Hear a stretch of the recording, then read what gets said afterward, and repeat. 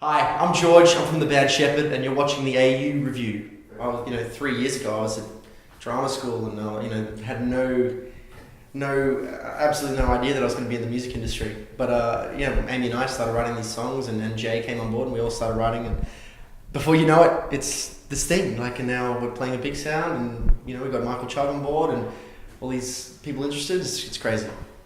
At what point, did you really notice things change locally? Because you had a lot of interest overseas before here, it seemed.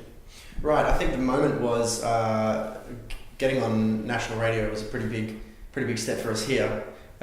We played on mornings with David Campbell, and I think that was really our sort of break into the music industry here.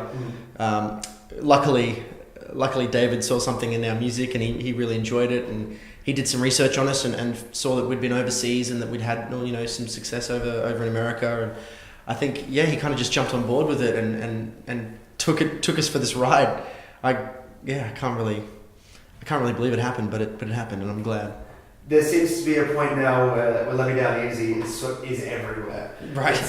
You go into an Porto and they've got Channel V playing, it's on Channel V. You go into a supermarket, they're playing Today FM. Yeah, I'm sorry about that. And it's it's a catchy song. Yeah. And I mean, it's interesting because it's been around for a while. I know. Obviously, we listened to it, many times in India and overseas during that period, and now it's getting the attention it deserves back in Australia. I mean, sure. Have you noticed that as well, or have you not been around enough in Australia? Oh, look, I definitely had. There's a funny story I have because I was in Harvey Norman buying a printer cartridge or something like that, and they've got all the TVs set up everywhere, and they were on Channel V. And as I was walking down the TV aisle, the video clip came on, and there's like 60 televisions around me, and I'm just like I've been ambushed by myself, and I was just like, I've got to get out of here. I just ran out, kind of forgot about the printer cartridge. But yeah, no, I've definitely felt the impact of it as well. I can't escape it either.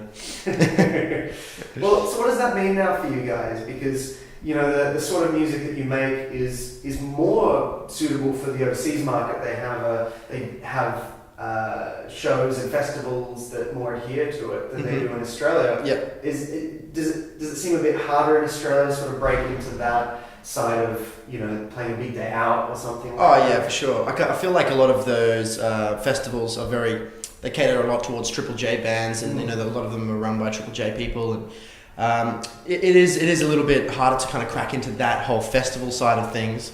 But I mean, we're still playing a lot of gigs, and a lot of people are coming to our shows now, which wasn't happening before we got put onto radio. And I like the fact that we have the ability to kind of crack the overseas market, and we get to journey to all these distant lands that we otherwise wouldn't have been able to experience. Like India is a perfect example. Like that was just an amazing. Feels like a dream now. Like when you think back to it, this whole world that we didn't even realize existed. We get to experience all of these cool things, which I almost prefer in a way. I think it's a lot cooler. It was certainly a unique way, and I'll never forget the day with all the kids and exactly. rushing the stage with you guys. I don't imagine that's something that you're going to forget anytime soon either. Yeah, no, that's right. I mean, those are the kind of once in a lifetime opportunities that I kind of look for. I mean, it's cool to play a big day out and playing on the grass. That's still a very, very cool experience. But it's, just getting to play to orphans in India, where they've kind of never really heard of you guys or heard of bands before. It's pretty special. And you've been back to India, but do you go to perform in Thailand or somewhere in that area? Yeah, we kind of played this festival called Sonic Bang in Thailand. This is about 3 weeks ago now. But it was just 4 days over in Thailand, and we got to experience a different culture and play to a festival, alongside Pitbull and Jason Mraz, and so we got to meet some pretty cool people, and the crowds over there they just love their live music, much similar to Australia, and we are on the radio in Thailand, but the response that we got was still incredible. I found that they were very kind of accepting, and they really love the music. It seems that on stage you really, I mean, you go back with your drama background, you really do treat it as a performance every time. Yeah, for sure. You know, is that something that you definitely feel you bring to it? That sort of that background. Oh, absolutely. It was I mean, it is like a stage performance. You know, it's a piece of theatre. At the same time, you know, you got to treat it like a live performance. You know, I went through a stage where I was kind of like, when we were first starting out with the band, I went through a stage where I was like, damn it, why did I spend so much time acting and, you know, learning acting when I could have just been, you know, perfecting my craft on the instrument or something. You know, I went through a phase where I was just like regretting that whole background that I had. But yeah, lately I've been starting to really appreciate the fact that I went through drama school, and I've realized how it's just come in handy just with all of that whole side of it, you know, being able to talk to a crowd and you know, just be confident up on stage and perform.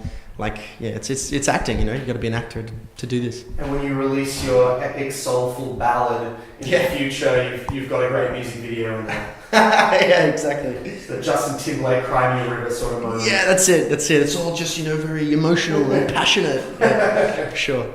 We look forward to that. And, I mean, what is next for you guys, music-wise, touring-wise? What's the rest of the year holding, and even 2014 now? Yeah, right. So I think in mid-October, we're going to start on another, you know, round the world trip. We're going to go to New Zealand, the USA. We're playing CMJ in New York, which is going to be awesome. See you there. Yeah, see you there. Another week in London. We're going to spend a week in London. I think we're going to Amsterdam, and we're also going to be going back through Thailand, and then after Thailand, back sort of like a national tour. We go Perth, Adelaide, Melbourne, Sydney, Brisbane, back home. And then January, February, I think we're going to be releasing the debut album, which is something that I've been waiting for a long time. I mean, the EP was released in August last year, and it's sort of like that's the only thing that we've had to show people. And like, even though we've got so many tracks that we've recorded, and a lot of our songs have developed, you know, in maturity, and like we've developed our sound since then. Mm-hmm. So it's nice to be able to, you know, we can finally release this album and show people how much we've grown and how much we've matured, and it's really cool. Like, I can't wait. It's just I'm very excited about the future.